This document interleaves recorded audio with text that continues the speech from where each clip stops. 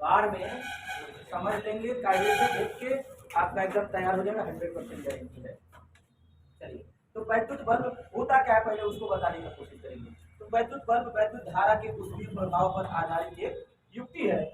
इसके तंतु में धारा प्रवाहित करने पर, ये तंतु होता है, इसके तंतु में धारा प्रवाहित करने पर ये गर्म होता है और श्वेत हो जाता है, जिससे प्रकाश जो कि 1500 डिग्री सेल्सियस से 25 डिग्री सेल्सियस तक गर्म होता है और प्रकाश देने लगता है। ठीक, अब हमको बताना है वैद्युत बल्ब की रचना।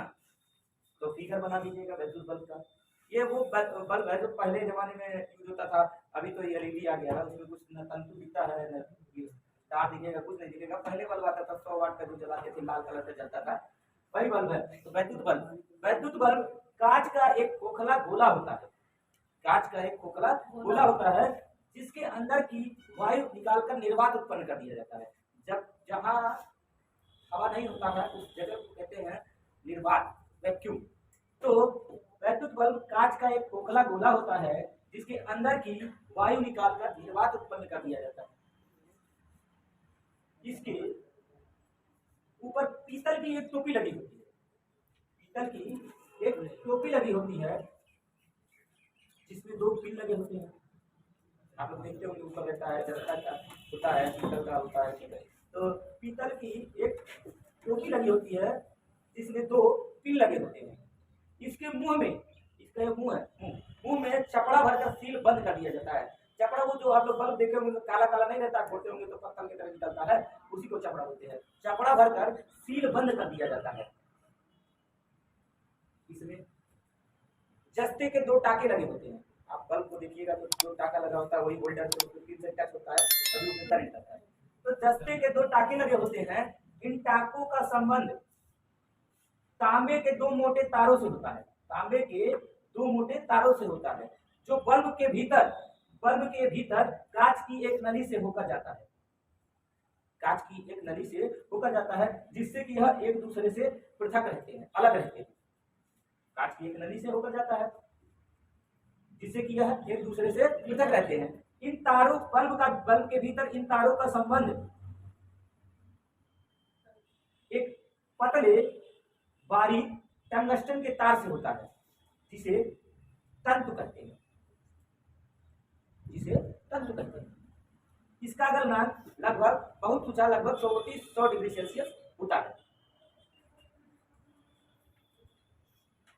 बल्ब के भीतर जब विद्युत धारा प्रवाहित की जाती है तो तंतु गर्म होता है और श्वेत तप्त हो जाता है, जिससे कि यह प्रकाश देने लगता है।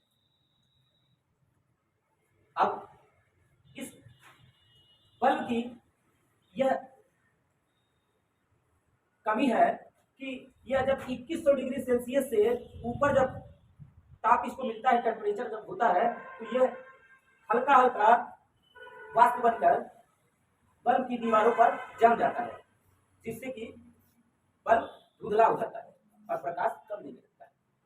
ठीक है, बस इतनी प्रक्रिया आपको इसके अंदर बता दी। तो वैद्युत बल्ब कांच का एक खोखला गोला होता है, जिसके अंदर की वायु निकालकर निर्वात उत्पन्न कर दिया जाता है।